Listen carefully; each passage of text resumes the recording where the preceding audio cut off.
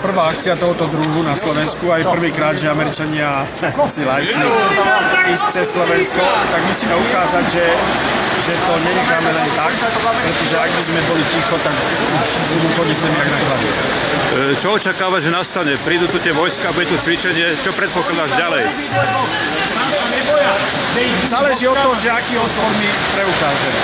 Lebo áno, Američania budú mať snahu a majú snahu, aby tu umiestnili svoje vojska. A keď ich umiestnia, tak sa ich nezbavíme. Je ešte nejaký odpor možný?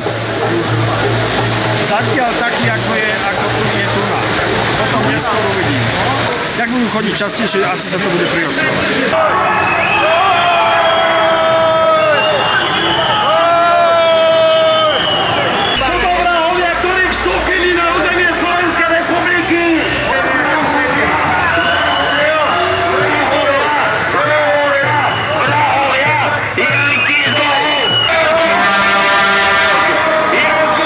Zápas sa iba začína. Zápas sa iba začína.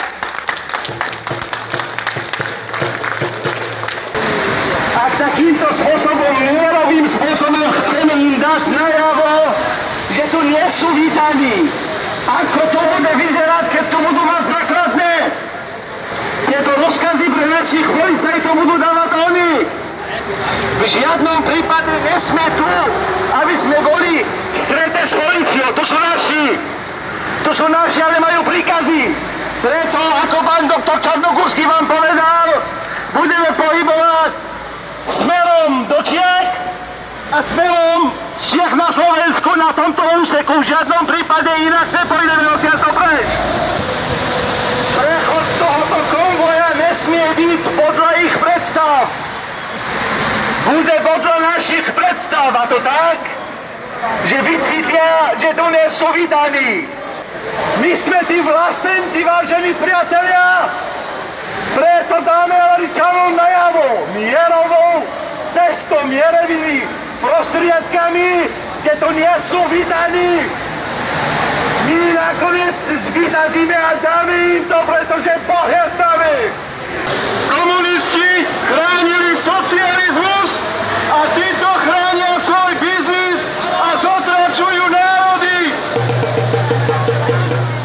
Vy ste svedomie toho celého národa, kde ste došli až sem. My toto stanovište neopustíme. Poďme, priatelia, poďme do pohybu. Musíme ísť do pohybu, pretože Američan musí nás vidieť. Ideme. Jedný tam, druhý tam. Smerom ku Slovenskej republiky. Toto je náš smer.